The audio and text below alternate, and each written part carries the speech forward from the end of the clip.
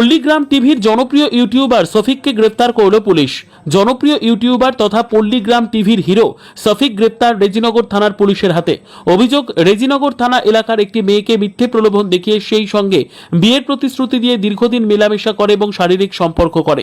পরবর্তীতে মেয়েটি তার বাড়ির লোকজনকে জানালে তার পরিবারের লোকজন তার সঙ্গে যোগাযোগ করতে চাইলে কোনো রকম যোগাযোগ করেনি শফিক, ফলে তার নামে মামলা করা হয়।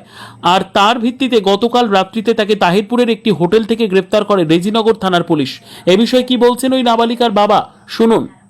মাঝে সাঝে আসে আমাদের কে ওই সত্যি কি কারণে আসতো? এমনি আসে যে আস্তে আস্তে যেটা বললে তোমাকে আমি বিয়ে করবো, হ্যাঁ বিয়ে নাই করে আমরা লিচু যাই খুব করে বি করেনি? না বিয়ে করে না। বিয়ে তখন আবার স্কুল যাওয়ার নাম করে মেয়ে গেছি, আবার সেখান থেকে বিয়ে দিয়ে কালীগঞ্জের অন্য লিচু গেছি দিয়ে বলছি যে আমি বিয়ে করবো, খারাপ লাইনে চলে গেছে।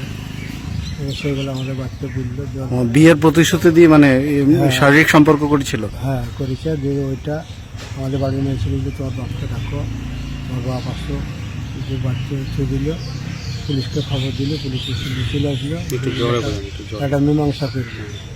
হ্যাঁ মীমাংসা করে দিলে আর কি ছিল না। দিয়ে যখন ও বাবা চলে গিয়েছিল বাংলাদেশ, দিয়ে এক সপ্তাহের ভিতরে আমি বাংলাদেশ চলে যাবো। আমাদের কিছু লোক আছে, ওরা বলে দেয় কৃষ্ণনগর বাহাদুরপুর হোটেলে ভাড়া করেছিল। ওখান থেকে রাত্রিরে 1টার সময় ধরে এখানে 2:30টার সময় এসেছে পুলিশ। ওর নামে কেস করেছিলেন? কি কেস করেছিলেন আপনি? ওই রেপ কেস করা আছে। রেপ কেস করেছেন? কি মানে ভাওতাবাজি কেস করেছিলেন? হ্যাঁ ভাওতাবাজি করে আর ওরকম কাজ করেছে। মেয়ে হোমে আছে, মেয়ে ট্রিটমেন্ট সব হয়ে গেছে, মেয়ে হোমে চলে গেছে 4 দিন আগে।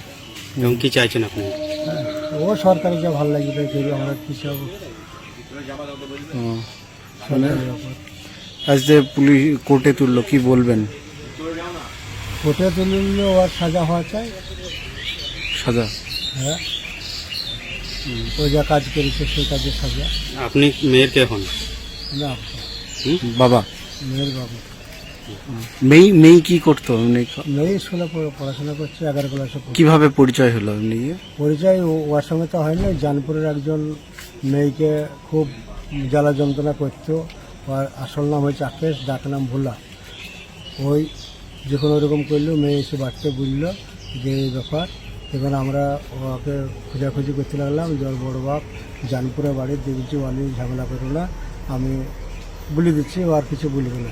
যখন ও বলে দিল তখন ওরা কিছু বললো না। ফাঁকা ফোন কদিন করলো 2-4 দিন, যে ও ঠিক হয়ে গেল। তারপরে শফিককে ফোন নাম্বারটা দেয়, কে দেয়? বাড়ি ওই ভোলা।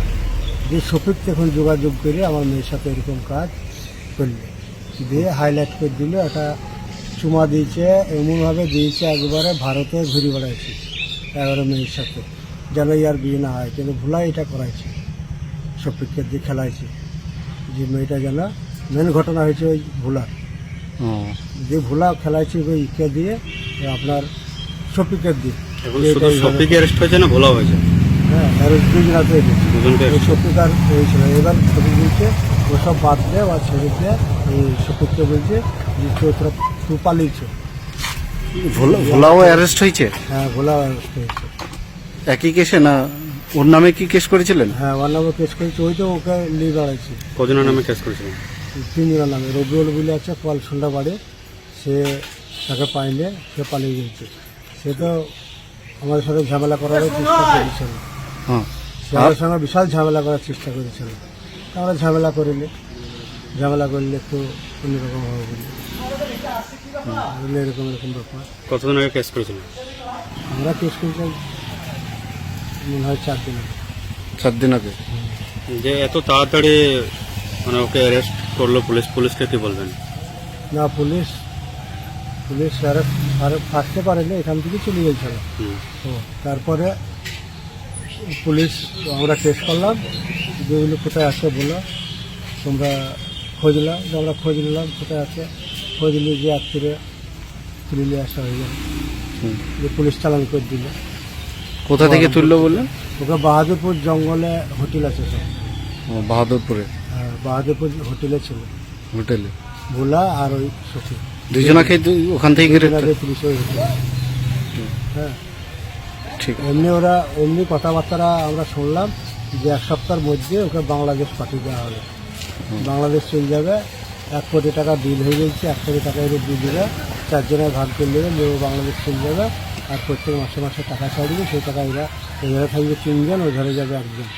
কিসের বিল? ওদের ছবি করব, ও মানে নাটক করবে, সেই নাটকে পয়সা পাবে সরকার, ওই বাংলাদেশ সরকার দেবে, সেই টাকাটা এরা বসে বসে এই জায়গায় ভাগ করে নেবে। এরকম সিস্টেম।